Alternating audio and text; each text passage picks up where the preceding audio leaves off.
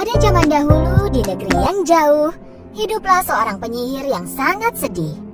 Alasan kesedihannya adalah dia tak akan bisa punya anak. Akan tetapi, jika dia punya anak, dia akan bisa meneruskan rahasia dan kekuatannya kepada anak itu.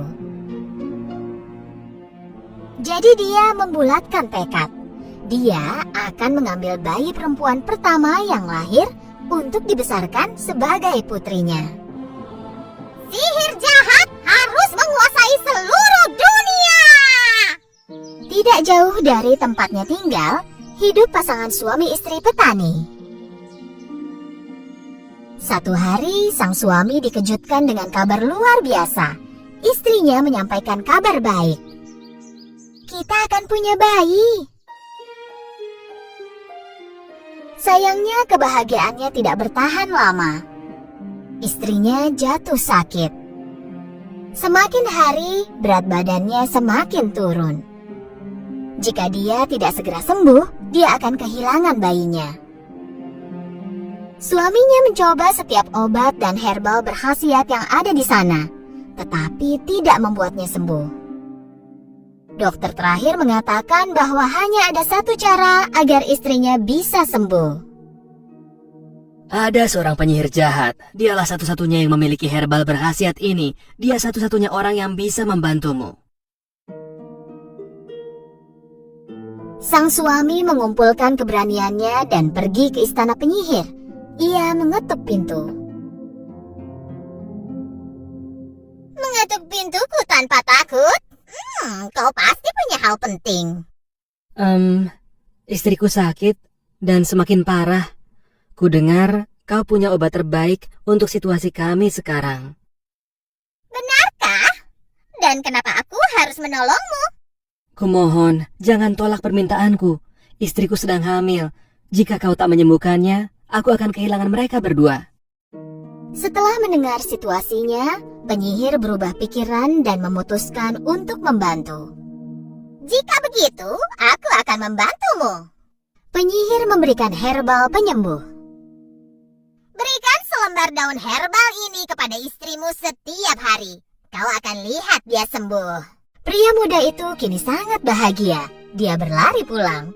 Istrinya memakan selembar daun setiap hari. Dia mulai sembuh dan berat badannya pun kembali. Tetapi herbal yang penyihir berikan habis beberapa hari kemudian. Penyakit wanita muda itu datang kembali. Kali ini semakin parah dalam waktu singkat. Tidak punya pilihan lagi, sang suami mengetuk pintu penyihir dengan ramah. Penyihir tahu bahwa dia akan kembali. Dia mengeluarkan sekantong benih. Ini adalah benih tumbuhan yang menyembuhkan istrimu. Kau ambillah benih ini dan tanam di kebunmu, dan kau akan bisa menyelamatkan istri dan anakmu. Tapi, aku punya satu syarat. Jika bayimu perempuan, kau akan berikan dia kepadaku. Aku takkan pernah bisa menerima tawaran itu. Terserah kau saja. Penyihir menutup pintu di depan wajah sang suami. Dia kembali pulang dengan sedih. Dia tak bisa berkata apapun kepada istrinya. Hari berganti dan kondisi istrinya semakin buruk. Bayi dalam kandungannya kini dalam bahaya. Pria muda itu sulit tidur sekarang. Jika dia tak menerima tawaran penyihir, dia akan kehilangan istri dan bayinya. Tetapi jika dia menerima tawaran itu dan ternyata punya bayi laki-laki, istri dan putranya akan selamat. Jadi dia membulatkan tekad dan menuju istana penyihir. Dia menerima tawaran penyihir dan kembali pulang dengan sekantong benih. Dia menanam benih yang diberikan penyihir. Benih itu tumbuh dalam periode waktu yang sangat singkat. Pria muda itu membantu istrinya memakan daun yang dia tanam.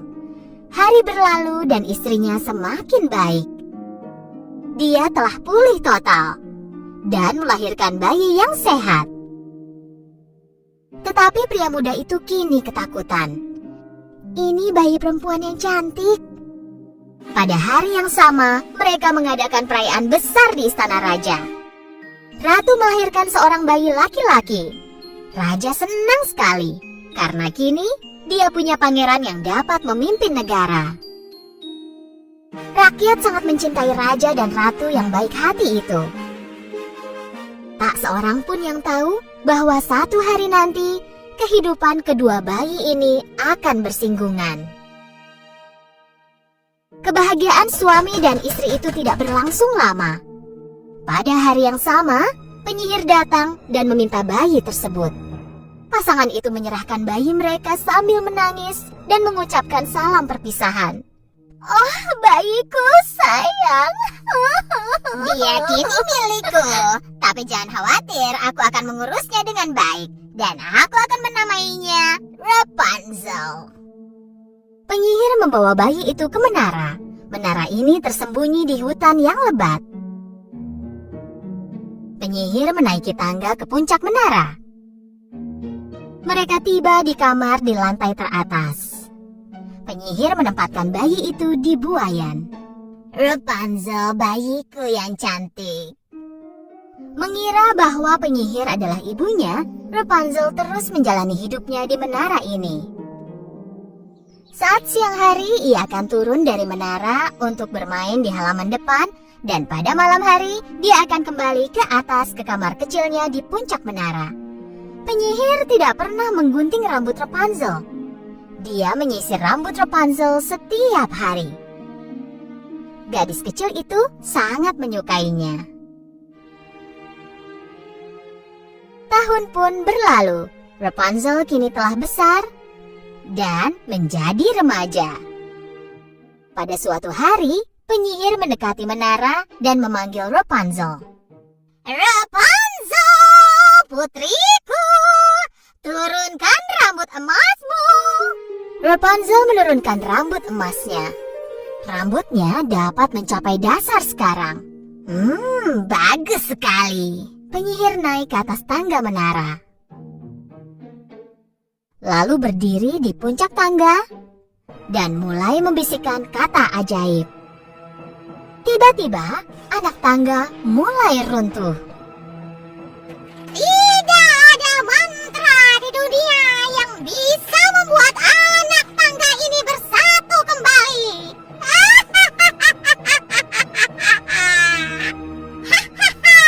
Melihat semua yang terjadi dengan kagum, Rapunzel tahu bahwa dia tak akan pernah bisa keluar dari menara lagi. Penyihir menggunakan rambut Rapunzel untuk turun menara setiap hari.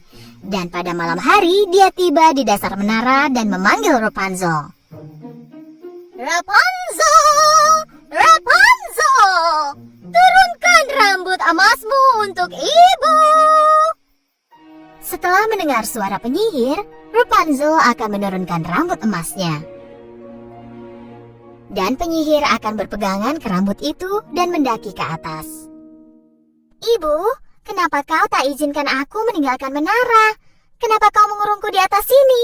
Oh sayangku, aku sangat mencintaimu. Jadi aku hanya mencoba melindungimu dari jahatnya dunia.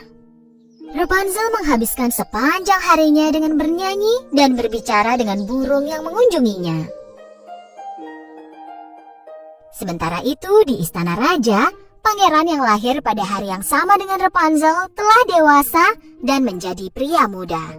Kini raja yang sudah tua dan sakit-sakitan berharap agar pangeran meneruskan tahtanya, menikahi putri, dan memberinya cucu. Meskipun banyak putri yang datang ke istana, pangeran tidak dapat melihat mereka sebagai istri terkasihnya. Akhirnya, pangeran pergi melakukan perjalanan panjang, berharap menemukan cinta sejatinya. Saat dia tiba di sudut hutan tempat menara itu tersembunyi, dia bertanya kepada anak buahnya. Aku belum pernah mendatangi hutan ini sebelumnya. Ayo kita masuk ke hutan. Mungkin kita akan menemukan jalan pintas. Yang mulia pangeran, hutan ini ajaib. Dikatakan bahwa siapapun yang masuk takkan pernah keluar.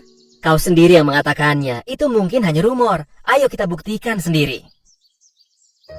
Pangeran dan anak buahnya memasuki hutan. Pangeran penuh percaya diri, tetapi anak buahnya tidak terlalu yakin. Tak lama, menara tempat Rapunzel tinggal pun terlihat. Kemudian mereka mendengar suara nyanyian Rapunzel. La la la la la, la la la la la.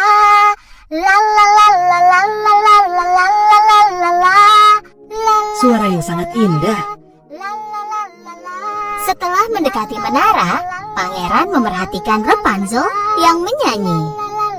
Sesaat dia melihat Rapunzel dengan kagum. Tepat saat itu penyihir muncul dan berteriak kepada Rapunzel. Rapunzel! Rapunzel! Ayo turunkan rambut emasmu! Mendengar panggilan penyihir, Rapunzel menurunkan rambut emasnya. Dan penyihir berpegangan ke rambut Rapunzel dan mendaki ke atas.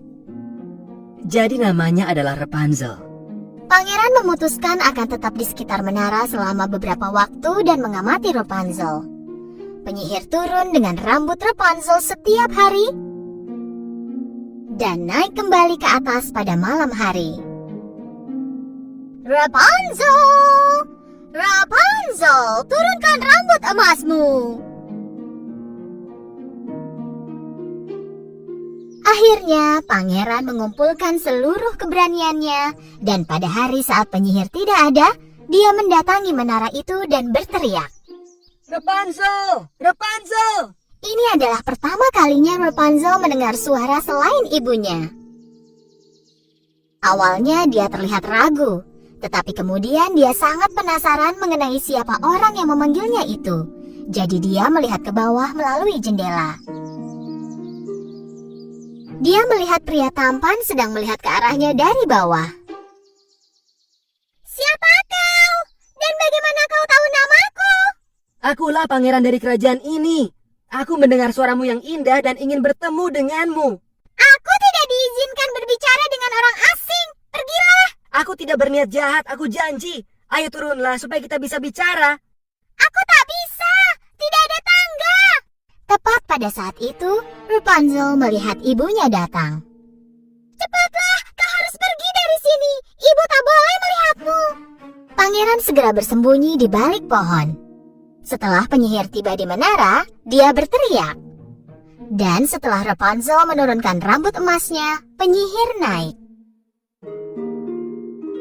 Pangeran mulai berkunjung setiap hari.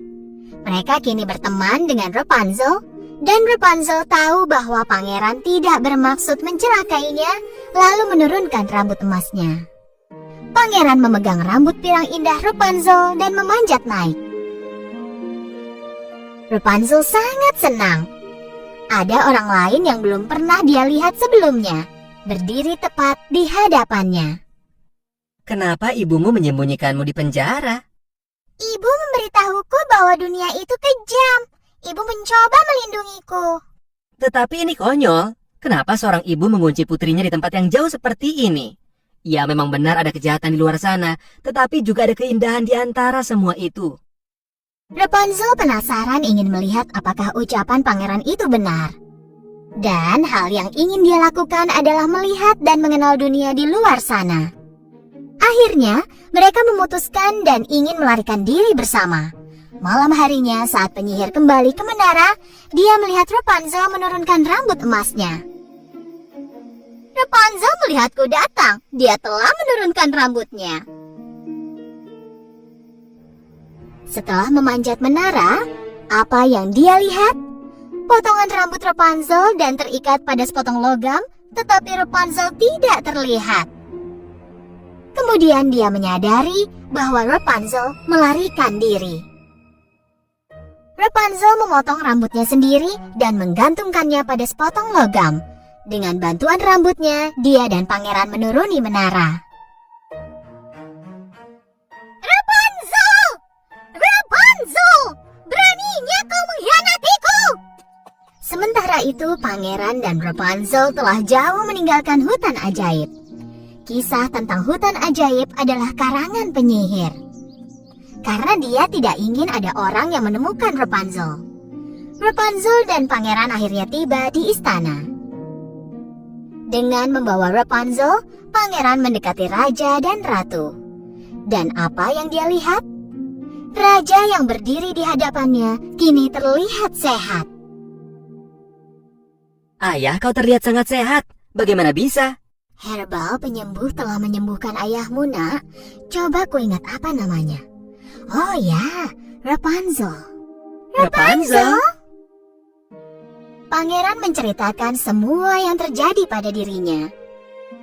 Lalu raja memberitahukan bahwa pasangan tua telah memberikan herbal itu dan mulai bercerita tentang penyihir jahat dan kemalangan yang dilakukannya kepada pasangan tua itu dengan membawa bayi mereka saat lahir. Pangeran dan Rapunzel pergi ke rumah pasangan tua itu. Setelah sang istri melihat gadis berambut emas ini, dia tahu bahwa itu adalah bayinya Rapunzel yang telah diambil darinya. Putriku, putriku, akhirnya aku menemukanmu.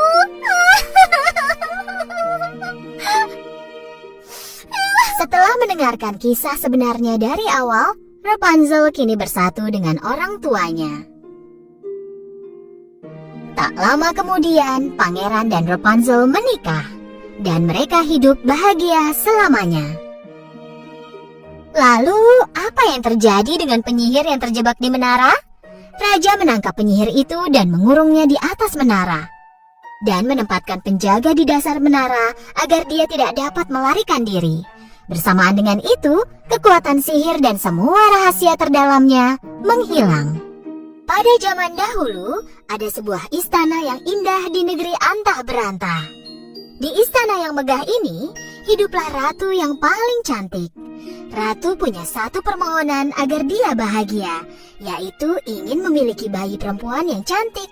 Suatu hari di musim dingin, saat ratu menjahit di dekat jendela, dia tiba-tiba tertusuk jarum. Dia segera mengusap darahnya dengan selembar kapas, dan saat itu dia mengucapkan permohonan. Aku berharap punya bayi perempuan yang kulitnya seputih salju, matanya lebih cerah dari permata paling berkilau, bibir semerah ceri, dan hatinya penuh sukacita. Dan suatu hari, permohonan ratu baik itu menjadi kenyataan. Dia melahirkan seorang bayi perempuan yang cantik. Mereka menamainya Putri Salju. Tahun berlalu dengan cepat, tetapi kebahagiaan mereka tidak berlangsung lama. Ratu baik hati jatuh sakit dan tak lama kemudian meninggal dunia. Tak berapa lama, raja semakin tua dan menjadi sangat lemah. Jadi dia menikah lagi dengan seorang perempuan. Ratu baru ini cukup cantik, tapi hatinya jahat. Dia seorang wanita yang sombong dan pencemburu. Setiap hari, ratu akan melihat ke cermin ajaibnya dan menanyakan pertanyaan ini. Cermin-cermin di dinding, siapakah wanita tercantik di seluruh negeri? Dan cermin ajaib akan menjawab, Tak ada yang mulia, adalah satu-satunya wanita paling cantik. dan ratu akan sangat senang dengan jawaban ini. Sejak kedatangan ratu jahat, semua yang ada di istana mulai berubah. Karena perbuatan jahatnya, kerajaan menghadapi banyak sekali masalah. Jadi untuk mengatasi masalah itu, raja harus pergi dari istana. Ratu jahat sangat senang karena kini raja pergi, dia bisa melakukan semua sesuka hatinya. Tahun berlalu dengan cepat dan Putri Salju tumbuh menjadi gadis yang cantik. Di tempat yang tak terlalu jauh, seorang pangeran tiba-tiba melihat bayangan Putri Salju di sungai tempat dia minum air. Dia segera melihat sekeliling, tetapi tidak melihat seorang pun selain burung-burung di atas kepalanya. Pada suatu hari, ratu berada di depan cermin ajaibnya lagi. Cermin-cermin di dinding, siapakah yang tercantik di seluruh negeri? Cermin menjawab, Begini, maaf, tapi bukan Anda ya ratuku. Putri Saljulah wanita tercantik. Ratu sangat marah ketika mendengar jawaban cermin ajaib. Dia segera memanggil pemburu favoritnya dan memberi perintah yang menakutkan. Bawalah Putri Salju ke hutan dan ambil jantungnya untukku.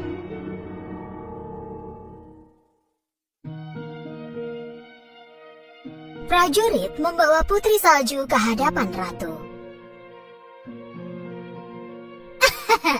Selamat datang Putri Salju. Kupikir kau bosan di dalam istana. Pergilah cari udara segar di hutan. Jangan khawatir, pemburuku yang terpercaya akan menjagamu. Pemburu membawa Putri Salju ke dalam hutan. Dia harus melakukan apa yang diperintahkan ratu.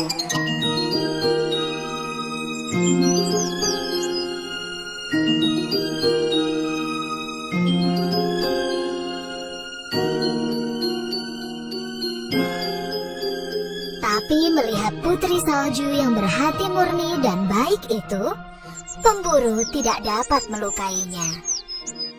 Pemburu memperingatkan Putri Salju agar jangan kembali ke istana. Saat matahari terbenam, dia meninggalkan Putri Salju di hutan dan kembali ke istana. Putri Salju sangat takut di hutan gelap itu sendirian. Dia duduk di bawah pohon dan mulai menangis. Sampai akhirnya, dia tertidur. Di pagi harinya, Putri Salju terbangun oleh kicauan burung dan banyak sahabat hewan kecil yang mengelilinginya. Karena hewan-hewan ini tahu dan mencintai Putri Salju, mereka menunjukkan jalan padanya. Mereka membawa Putri Salju ke rumah mereka yang juga sekecil tubuh mereka. Dengan ragu, Putri Salju membuka pintu.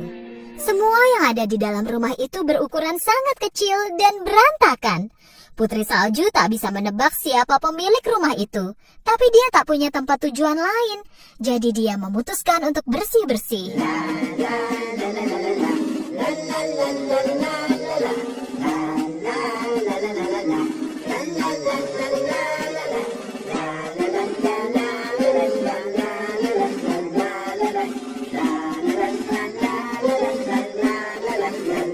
Setelah bersih-bersih rumah dan membuatnya jadi nyaman dan tanpa noda, Putri Salju memasak menggunakan peralatan dapur yang kecil, lalu makan. Di rumah ini, sama seperti barang lainnya, tempat tidurnya juga berukuran kecil. Tapi Putri Salju sangat lelah. Dia hampir tertidur di tempat dia berbaring. Dia pikir tak akan ada bahaya yang menimpanya di tempat ini, lalu jatuh tertidur pada beberapa tempat tidur yang digabungkan. Di malam hari, 7 kurcaci yang merupakan pemilik rumah cantik itu pulang ke rumah setelah bekerja di pertambangan. Dan saat masuk, mereka sangat terkejut. Rumah bersih dan tercium aroma makanan lezat. Dopi ingin makan sup, tapi karena kecerobohannya, dia menumpahkannya di lantai. Dok mencoba memikirkan apa yang terjadi. Ada sesuatu yang mencurigakan dengan ini semua. Siapa yang melakukannya? Jika aku bisa tidur, aku yakin aku pasti tahu jawabannya, kata Sleepy sambil menguap. Ketujuh kurcaci pelan-pelan naik ke atas. Saat mereka masuk ke kamar, mereka tak percaya pada apa yang mereka lihat. Di atas tempat tidur mungil mereka, terbaring seorang gadis yang sangat cantik. Mendengar suara-suara, Putri Salju terlonjak ketakutan dari tidurnya dan melihat 14 mata dari 7 kurcaci menatap ke arahnya. Akhirnya, dengan ragu-ragu, dia berkata, "Namaku Putri Salju. Maaf jika mengagetkan kalian. Aku tidak bermaksud jahat." Ya, kami yakin itu. Jika tidak, kau tak akan membersihkan rumah dan memasak untuk kami. Jawab Dok, lalu memperkenalkan diri mereka. Kami ini 7 kurcaci. Ini Happy, Grumpy, Dopey, Sneezy, Bashful, dan aku, Duck. Dan itu dia, Sleepy.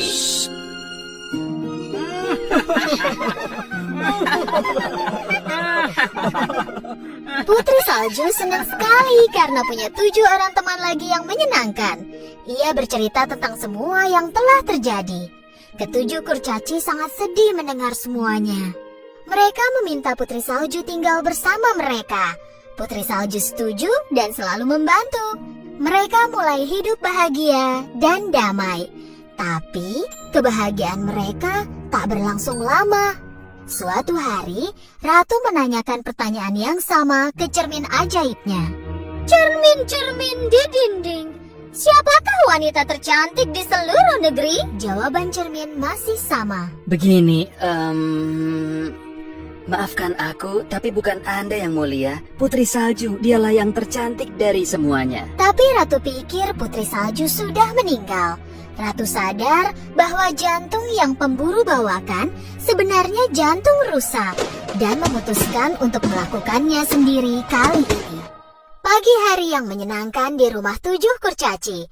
Putri Salju mengantar kurcaci bekerja dengan ciuman di pipi mereka. Dok mengulangi peringatannya seperti biasa.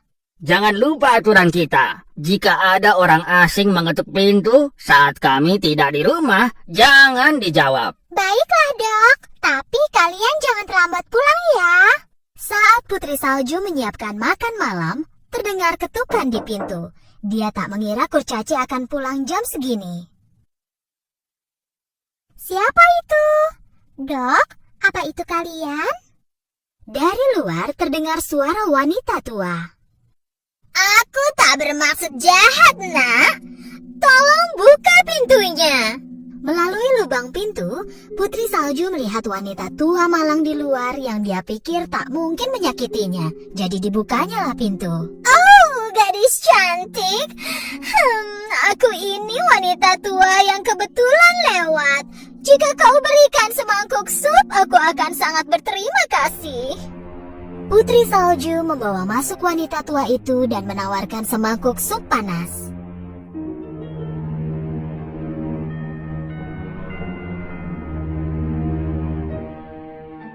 Terima kasih sayang.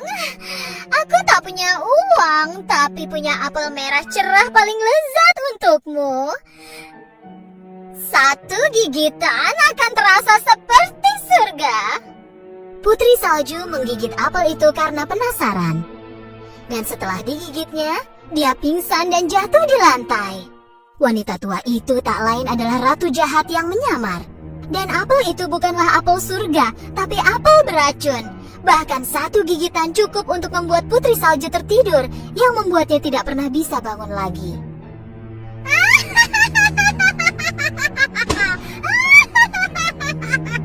Ketika 7 kurcaci pulang, mereka menemukan Putri Salju terbaring di lantai. Dok menemukan apel dengan bekas gigitan. Apel yang dia makan ini pasti beracun. Ini pasti perbuatan ratu jahat. Putri Salju sangat cantik meski tertidur. Kurcaci menaruhnya di dalam kotak kaca yang terbuat dari permata mulia. Dan mereka menaruhnya di atas bukit di mana semua temannya di hutan bisa melihatnya. Suatu hari pangeran datang ke hutan itu tempat Putri Salju tertidur. Teman-teman Putri Salju menunjukkan jalan dan membawa pangeran ke kotak kaca tempat Putri Salju tertidur. Pangeran tak percaya pada apa yang dia lihat. Putri cantik yang bayangannya pernah dia lihat di sungai dan terus muncul dalam mimpinya, kini terbaring tepat di hadapannya. Dia mengangkat tutup kotak itu dan mencium Putri Salju. Saat itu juga, mimpi Putri Salju dan pangeran menjadi kenyataan. Cinta mereka mengalahkan kutukan dan Putri Salju membuka matanya. Di saat yang sama, setelah tahu apa yang terjadi pada putrinya, Raja memecahkan cermin ajaib dan mengusir ratu jahat sejauh mungkin dari istana. Putri Salju akhirnya kembali ke istananya dan berkumpul lagi dengan ayahnya. Putri Salju dan pangeran melakukan pernikahan yang megah. Raja, Putri Salju, pangeran, dan 7 kurcaci, mereka semua hidup bahagia selamanya.